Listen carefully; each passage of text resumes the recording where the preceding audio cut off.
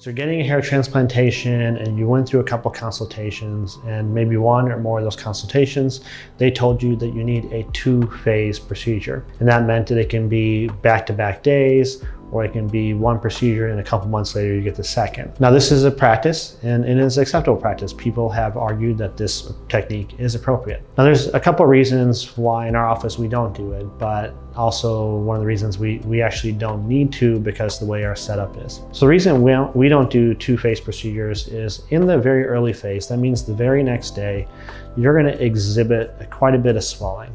And inserting grafts into this area of swelling is actually a little bit more difficult and increases the likelihood that they may be ejected. That means that graft viability may be a little bit lower or take one or the other, but you may not get the full amount of hairs we transferred.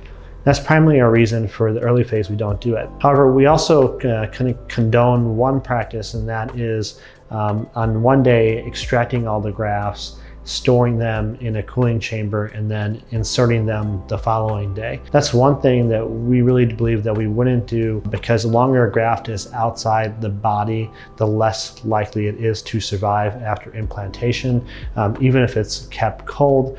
However, like I said, this is a practice that's done, and maybe in the right hands, it's a good option, but we decided that it's not the right thing for a practice. So why don't we do 2-phase transplantations in the later phases? This is maybe between 3 months and 12 months out. Remember, your hair is going to go into a resting phase after your procedure. And if you decide to do a transplantation during that time, you actually don't know where the original hairs are that you transplanted.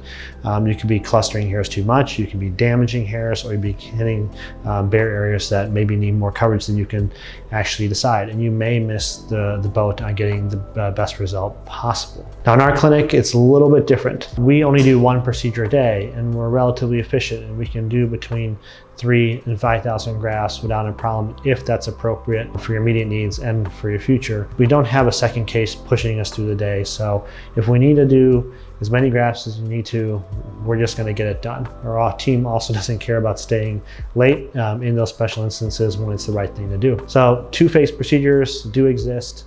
They are practiced. In our personal opinion, it's something we decide not to do, and something we actually don't have to do just because the operations we have in place.